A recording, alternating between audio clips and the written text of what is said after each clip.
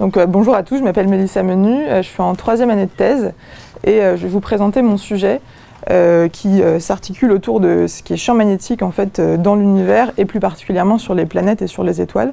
Donc je travaille, c'était pas ce que je voulais faire, voilà, je travaille au LPP et au LERMA qui sont deux laboratoires qui sont très liés à l'Observatoire de Paris.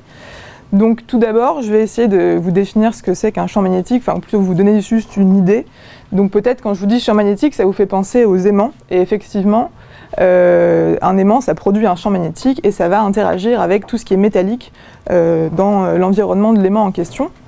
Donc c'est une assez bonne idée, mais en fait ça ne se réduit pas qu'à ça. Les champs magnétiques, en fait on en trouve dans la vie de tous les jours. Il y en a notamment dans les plaques à induction, c'est ce qui permet de faire chauffer votre casserole d'eau. Il y en a dans les moteurs électriques, c'est aussi un mécanisme qui est fortement utilisé.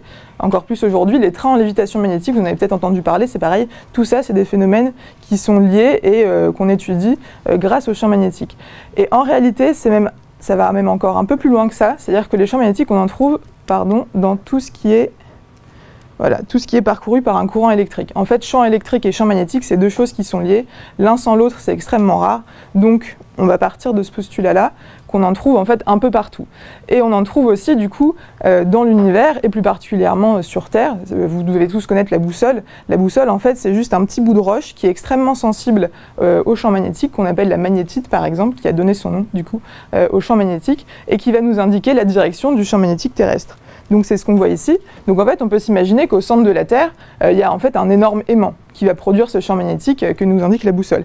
C'est pas si faux, on va voir un peu en détail à quoi ça correspond. En réalité, des champs magnétiques, il n'y en a pas que sur Terre, il n'y en a pas que dans notre vie de tous les jours, il y en a partout, il y en a dans d'autres planètes, il y en a sur Jupiter, il y en a sur Saturne.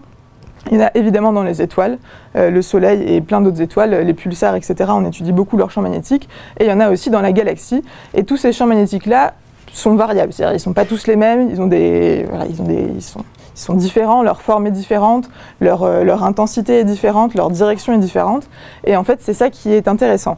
Mais la question qu'on se pose aussi avant tout, c'est comment est-ce que ces champs magnétiques-là sont créés par la nature, donc par la Terre, par les étoiles, etc. Donc en fait, pour comprendre ce phénomène, il faut étudier un peu la structure interne. Donc là je prends l'exemple de la Terre. Donc en fait, ce que vous avez là, c'est l'intérieur, le cœur interne qui est solide, qui est essentiellement composé de fer.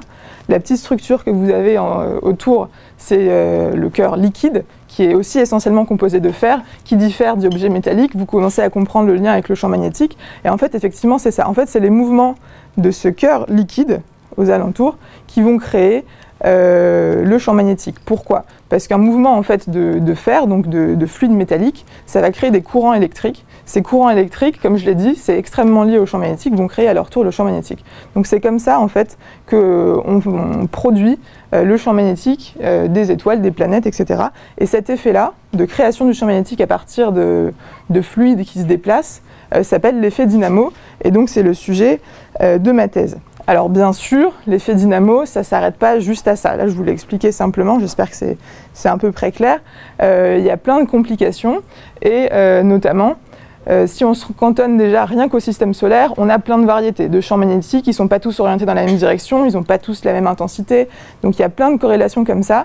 Et donc moi, le but de ma thèse, en fait, c'est d'étudier comment, à partir des différents paramètres sur lesquels on peut jouer en simulation numérique, parce que je fais ça avec des grosses simulations, à partir de ces différents paramètres, comment est-ce qu'on peut reproduire éventuellement la diversité des champs magnétiques qu'on observe dans l'univers. Donc par exemple, pour le système solaire, l'inclinaison en fait entre le champ magnétique et l'axe de rotation, c'est un paramètre que je fais varier, et grâce aux simulations que je fais, je peux retrouver certaines correspondances entre la population des champs magnétiques qu'on observe et celle qu'on peut recréer en fait par la théorie appliquée à la simulation numérique. Donc les applications dans la société, en fait, ça a un intérêt autre que juste la curiosité physique, même si c'est déjà très intéressant pour ça.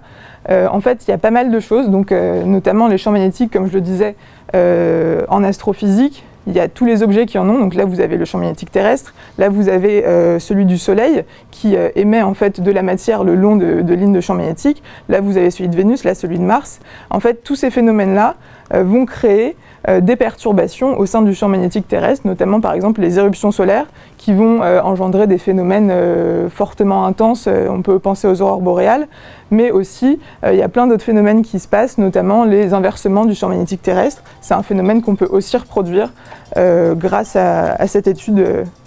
Voilà. Si vous avez des questions, n'hésitez pas.